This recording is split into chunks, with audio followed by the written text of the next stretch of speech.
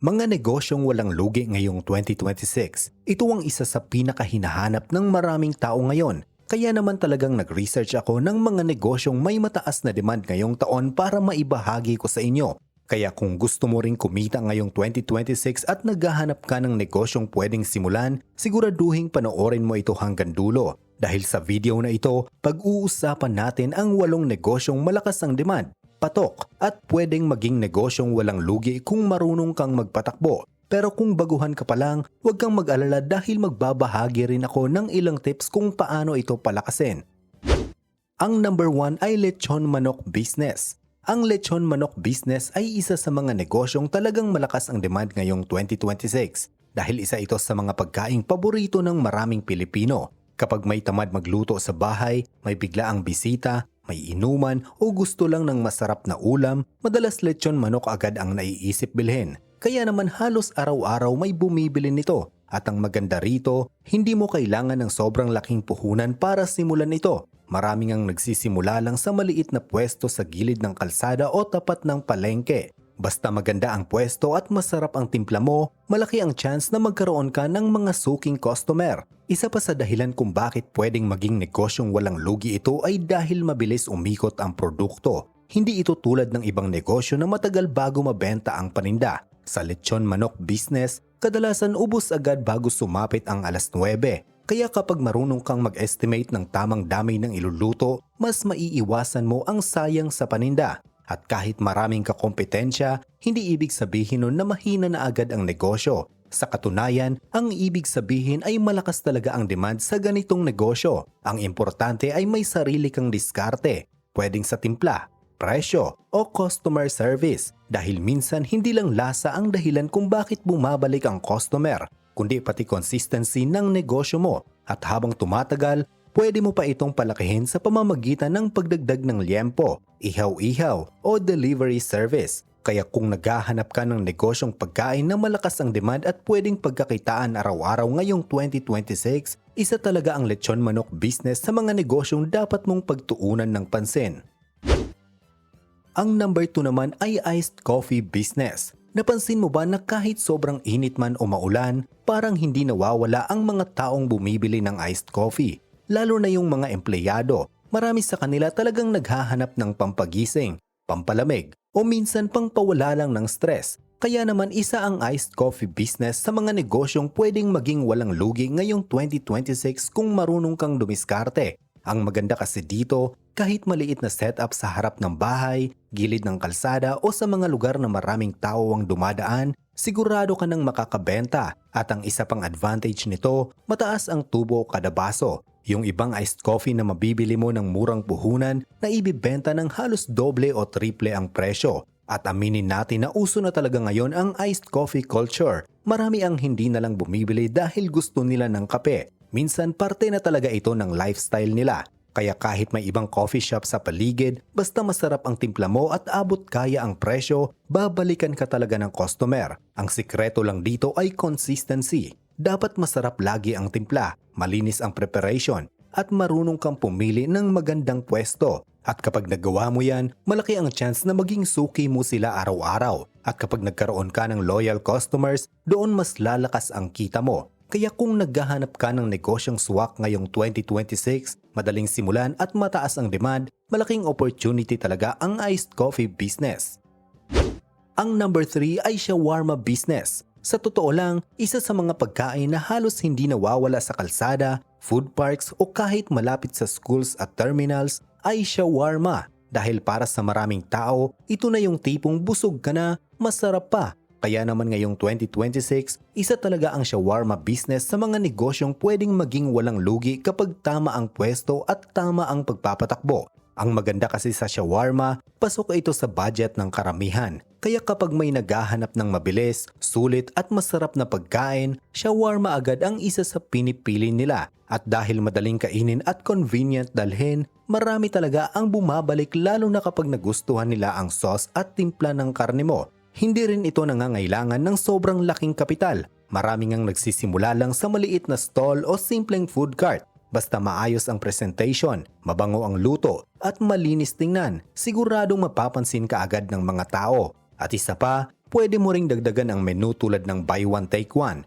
rice meals o overload shawarma para mas lumaki ang benta. Maraming Pilipino ngayon ang mahilig sa pagkaing sulit sa presyo, yung tipong mabubusog sila nang hindi mabigat sa bulsa. Kaya kahit ordinaryong araw lang, may bibili at bibili pa rin, lalo na kapag matao ang pwesto at maayos ang quality ng pagkain. Kaya kung naghahanap ka ng negosyong patok ngayong 2026 na pwedeng simulan kahit hindi kalakihan ng kapital, malaking opportunity talaga ang shawarma business, lalo na kung marunong kang humanap ng tamang location at magbigay ng masarap na produkto. At bago ang number 4, kung bago ka lang dito, baka pwedeng pakilike nitong video at pakipindot na din ang subscribe button. Malaking tulong na ito sa ating channel at para lagi ka ring updated sa mga susi sa pagyaman videos. Ang number 4 ay walang iba kundi ang school supplies store. Mapapansin mo, tuwing malapit ang pasukan, halos dagsa agad ang tao sa mga bilihan ng school supplies. Pero ang hindi napapansin ng iba, hindi lang naman tuwing enrollment malakas ang bentahan dito. Kahit kalagitnaan ng school year, tuloy-tuloy pa rin ang bili ng mga tao ng notebook, ballpen, yellow pad, folders, crayons o kung ano-ano pang gamit sa school. Dahil ang totoo, isa ito sa mga bagay na laging nauubos, nawawala o bigla na lang kailanganin. At aminin natin, maraming estudyante ang huling minuto kung bumili. Yung tipong kinabukasan may project pala, kailangan ng illustration board o biglang pinapadala ng colored paper. Kaya kapag may school supply store na malapit at kumpleto ang paninda, doon agad sila pupunta kaysa bumiyahe pa ng malayo. Ang maganda pa rito, hindi lang estudyante ang bumibili. Minsan may magulang na bibili para sa anak, teacher na kukuha ng additional materials, o kahit simpleng tao lang na kailangan ng ballpen o bond paper. Kaya halos araw-araw may pumapasok na customer, lalo na kapag malapit ka sa school o mataong lugar. At isa sa pinakamalaking advantage ng school supplies business, marami sa paninda rito ang hindi madaling masira. Hindi ito katulad ng pagkain na kailangan maubos agad sa isang araw. Kapag hindi na benta ngayon, pwede pa rin ibenta bukas o kahit sa susunod na buwan. Kaya mas kontrolado mo ang inventory at hindi ka agad natatakot malugi dahil sa panis o spoilage.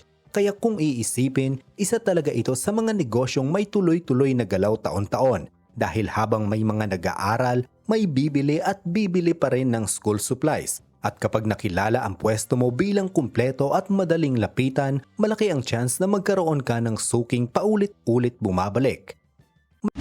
Ang number 5 ay karinderya business. Isa sa mga negosyong mahirap mawalan ng customer ay ang karinderya business. Dahil araw-araw kumakain ng tao, pero hindi lahat may oras o energy magluto sa bahay. Kaya mapapansin mo, maraming karinderya ang tuloy-tuloy ang benta mula umaga hanggang gabi. Iba rin kasi ang behavior ng mga tao pagdating sa karinderya. Kapag nakahanap sila ng lutong masarap, malinis at tama lang ang presyo, madalas bumabalik na talaga sila araw-araw. Yung iba nga kabisado na kung anong klaseng ulam ang nakaschedule na lulutuin araw-araw. Kapag alam nilang may bagong luto pagsapit ng tanghali, kusa silang bumabalik. Ang maganda pa rito, maraming paraan para umiwas sa lugi. Dahil habang tumatagal, mas nakikilala mo kung aling ulam ang mabilis maubos at alin ang hindi gaanong mabenta.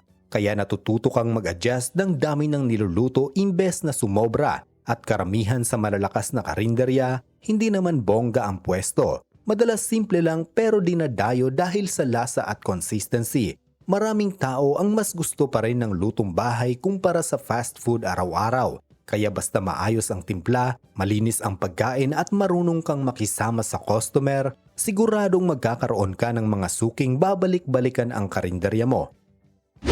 Ang number 6 naman ay meat shop.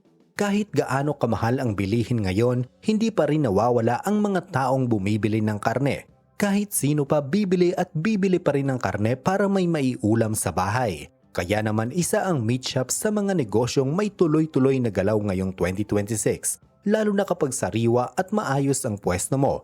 Ang maganda kasi sa meat shop, madalas hindi isang beses lang bumibili ang customer. Kapag nakahanap sila ng pwesto na malinis, hindi mabaho at maganda ang hiwa ng karne, doon na sila paulit-ulit bumabalik. Yung iba nga may trusted na talagang meat shop dahil alam nilang hindi sila maloloko sa timbang o kalidad ng karne. At isa pang advantage nito, hindi lang isang klase ng customer ang bumibili.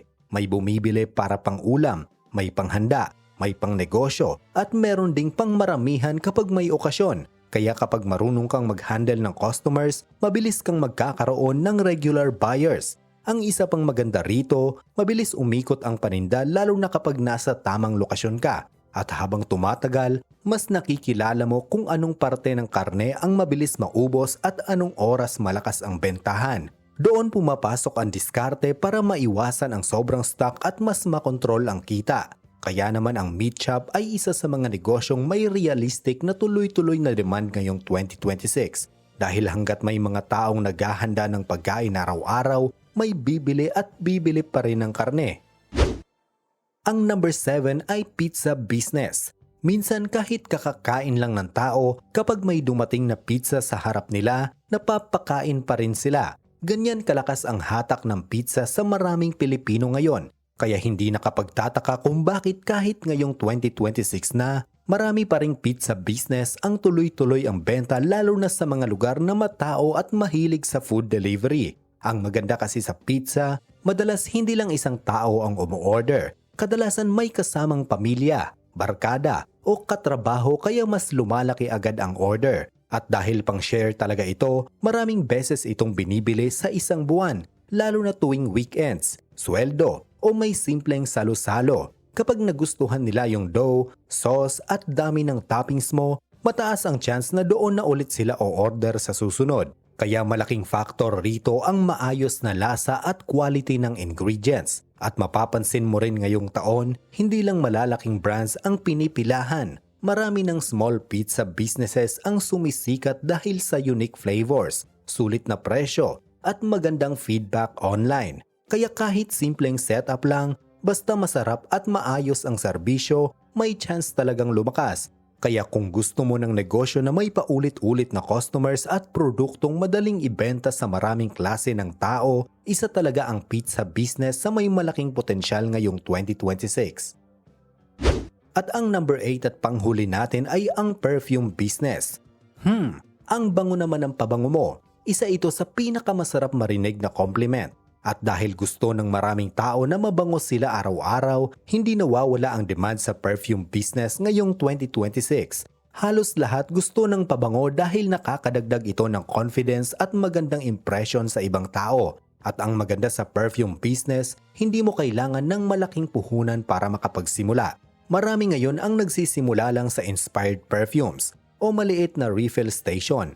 Pwedeng online lang muna sa Facebook, TikTok o Shopee. At pwede ring i-display sa maliit na pwesto o kahit sa bahay lang. Isa pa sa dahilan kung bakit malakas ito dahil sa repeat customers. Kapag nagustuhan ng tao ang amoy ng pabango at tumatagal ito, malaki ang chance na babalik sila para bumili ulit. Minsan nga nagsasama pa sila ng kaibigan o kamag-anak na gusto ring umorder. Kaya habang tumatagal, lumalaki rin ang regular mong customers. At hindi rin madaling masira agad ang produkto kumpara sa ibang negosyo. Basta maayos ang pagkakastore, pwede itong tumagal ng matagal. Kaya mas mababa ang risk na malugi dahil hindi ka pressured na maubos agad ang stocks mo sa loob lang ng ilang araw. Kaya kung naghahanap ka ng negosyong kayang simulan sa maliit na puhunan pero malakas ang demand ngayong 2026, isa sa mga negosyong pwede mong subukan ang perfume business. At yan ang mga negosyong walang lugi ngayong 2026 na pwede mong pagkakitaan lalo na kapag marunong kang dumiskarte. Pero tandaan, hindi naman talaga ibig sabihin ng walang lugi ay imposible ka nang mawalan. Ang ibig sabihin nito, mataas ang demand, mabilis umikot ang pera, at malaki ang chance na kumita basta tama ang paraan mo ng pagpapatakbo. Kaya kung may napili ka dito na gusto mong subukan, huwag kang matakot magsimula sa maliit. Dahil maraming successful na negosyo ang nagsimula lang din sa simpleng puhunan at matinding sipag. Ikaw, alin sa mga negosyong ito ang gusto mong simulan? I-comment mo sa ibaba. At kung nagustuhan mo itong video ay huwag mo namang kalimutang pindutin ang subscribe button para kapag nag-a-upload ako ay mapapanood mo kaagad. At hanggang dito na lamang muna naway nasa mabuti kayong kalagayan. Laging tatandaan, ang utak nyo mismo ang susi sa pagyaman. Goodbye.